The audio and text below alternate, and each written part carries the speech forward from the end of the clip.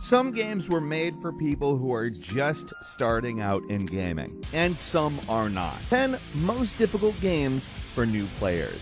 Starting off with number 10, it's Escape from Tarkov. So, getting right into it. Escape from Tarkov is a hardcore FPS with some MMO elements, and it has a pretty basic concept. You start a game spawning on one side of a map and have to make it to the other side without dying, which, yeah, is easier said than done. Along the way, you'll have to deal with AI-driven scavengers and other players that are looking to steal your loot. That's where a big part of the learning curve comes in. If you die, other players can take pretty much anything you got on you. Survival in this game is dependent on what your equipment is before starting, so if you decide to spend all of your hard-earned cash on some sweet new weapons but then get shot in the back, you're basically sent back to square one, so yeah, that money's gone, and so's your weapons. There are a few ways to protect your inventory at least. You can obtain secure containers that function as permanent safe inventory slots, and you can buy insurance. So if there's something good you really want to keep, there are ways to do that, but surviving is very tough, because this is one of those hardcore shooters where death can literally come at any second. You'd think that the AI scavengers wandering around would be chumps, but they are not. They're very accurate, and they're very dangerous if they see you. Sometimes scavengers are, like I said, other players, and that makes them even more dangerous. I haven't gotten into all the complex systems in the game, like how any ammo left in a magazine stays with it, and how you have to keep track of how much ammo is in each individual mag. Like, that's a level of complexity we're talking about here. When you combine that with a highly deadly multiplayer environment, you got a game that sends new players running for the hills, let's just say.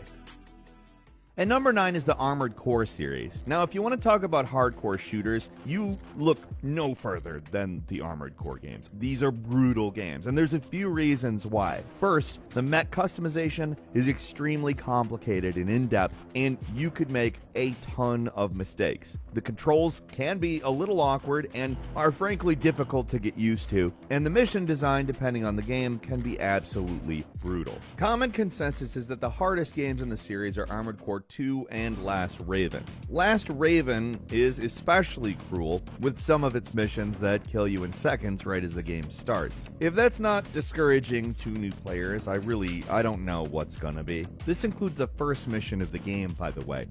It does not get easier from there either. They throw bosses at you at the end of already brutal missions, and it's likely that the first time you encounter these guys, you'll be half dead and almost out of ammo anyways. And if you die, you gotta start it all over again too. Now, they're not all quite as cruel as Last Raven, but they're all challenging in their own way. And for modern gamers, starting these games up for the first time can kind of be a bit of a culture shock. Like, even the controls take a serious amount of getting used to.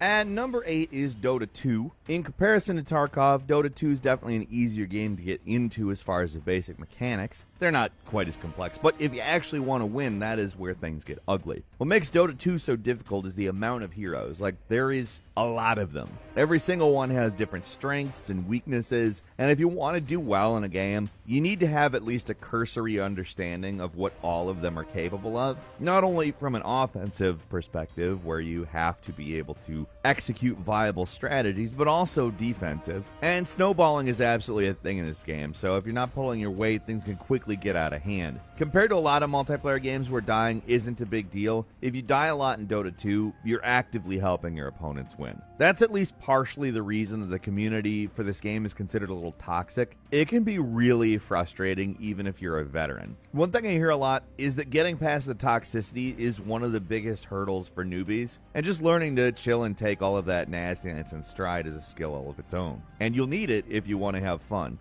And number 7 is the Kerbal Space Program. Like, yeah, it looks like a cartoon, but this space flight simulation game is no joke at all. The main challenge of the game is to create functional rockets and fly them into space, which sounds very simple, but everything on your ship is simulated using actual Newtonian dynamics, so blowing up mid-flight isn't just a possibility. When you first start out, it's very likely. There's a career mode that's pretty thorough about how everything works, but it's also still pretty difficult to wrap your head around everything, especially if you're not like a math nerd. Like, getting to the moon, or the mun as it's called in the game, is really step 1, and the game just gets exponentially more difficult from there. It's a game that starts out really hard and keeps getting harder the deeper you get into it.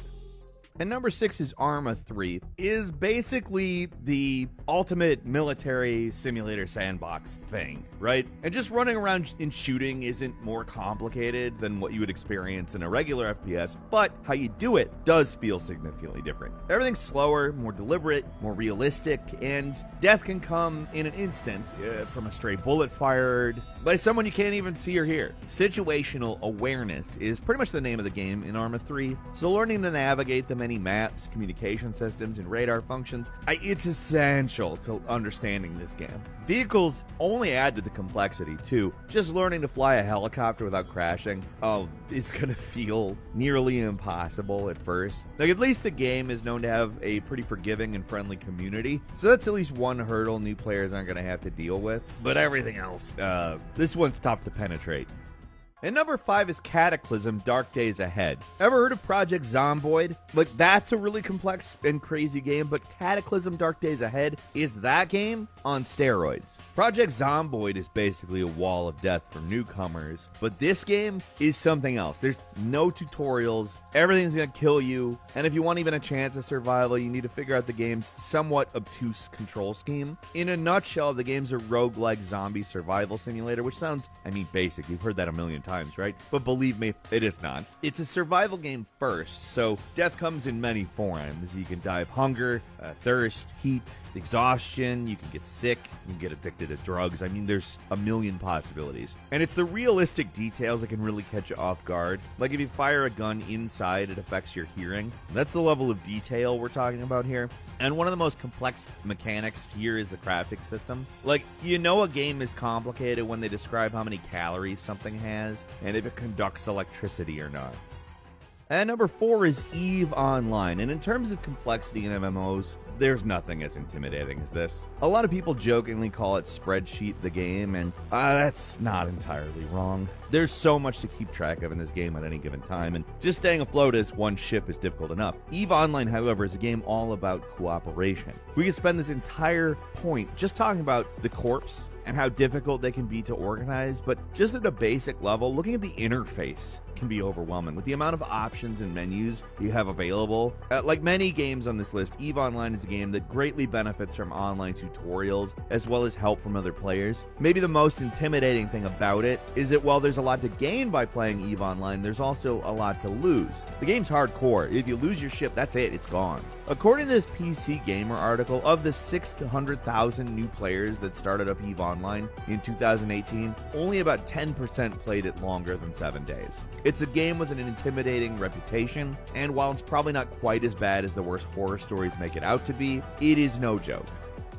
And number 3 is Dwarf Fortress. Now, you can't make a list like this without bringing up Dwarf Fortress. Obviously, we talked about this game before, but just looking at the thing is baffling enough. For new players, it can be difficult to tell what you're even supposed to be looking at, and that feeling doesn't go away for a long time. The ASCII art is a huge wall to get over, but once you actually get into the game, things don't get easier. The premise of the game is a classic build a thriving settlement type thing. It's basically fantasy, The Sims. If you started out with absolutely nothing and your Sims were all manic depressive dwarves trying to survive in an underground death trap. It's a famously complex game with systems layered on top of systems that simulate everything from minor bruises to entire extinct civilization. Just keeping your dwarves alive is a tall enough order, and the amount of things that can kill them are nearly infinite. If you don't give them enough booze or sleep, they go berserk. Actually, well, pretty much anything makes these guys go on a killing rampage. It's kind of hilarious, but also baffling at the same time. Really, the hardest thing to get past with this game is the interface. It's just a lot to take in all at once, and if you get through, then figuring out the rest of the game shouldn't be a problem.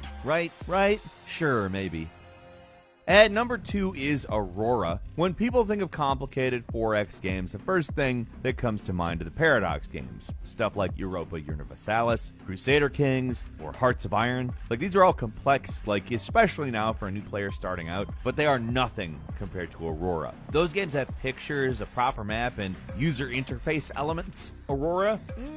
No, not so much. Instead of the comparatively lush visual design of the Paradox games, you get a ton of Windows menus all as a jumbled mess and some basic ASCII art to give you a vague approximation of the universe. To call this game primitive in the visual department would be, I don't know, calling it an understatement is an understatement. But in terms of pure simulation, it's probably one of the most complex 4X games out there, bar none. Unlike Dwarf Fortress, where the simulation's incredibly granular, and you're only dealing with a small handful of dwarves, in this game you control an entire space empire.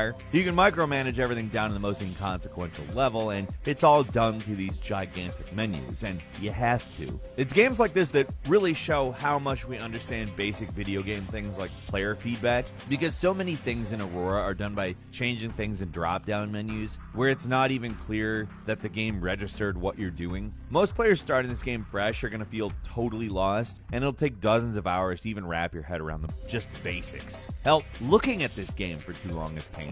I feel like I am getting like a migraine trying to read all this tiny text, and we're not even spending a lot of time on this thing.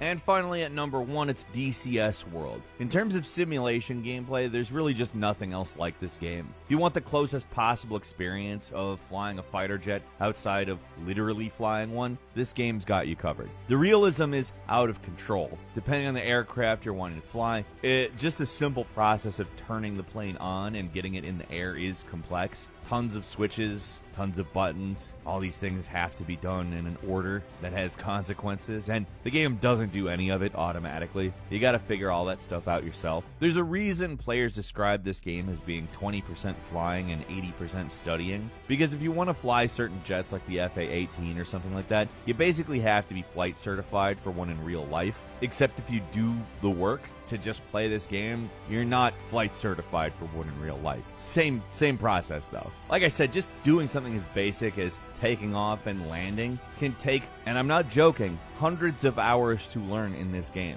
A lot of the time you are going to be reading actual aircraft manuals, and I'm not going to call that completely useless. Maybe your goal is to actually fly one of these aircraft, and therefore all that information becomes useful to you.